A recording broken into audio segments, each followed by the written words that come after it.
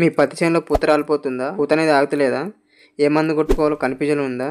నేను చెప్పే మందులు అయితే కొట్టుకోండి, మంచి రిజల్ట్ వస్తుంది, మంచి దిగుబడి అయితే వస్తుంది. ఫస్ట్ వచ్చే అయితే విన్చువిన్, ఇది పూత మందే. ఇది ఎకరానికి వచ్చే అయితే మనకు 400 రూపాయల వరకు ఖర్చు అవుతుంది. సెకండ్ వచ్చే అయితే చమత్కార్ మందు, ఇది వచ్చే అయితే ఎకరానికి మనకు 250 నుంచి 300 రూపాయల వరకు ఖర్చు అవుతుంది. చమత్కార్ మందు వల్ల అయితే సైడ్ కొమ్మలు అయితే వస్తాయి, సెట్ అయితే పెరగదు ఈ మందుకైతే.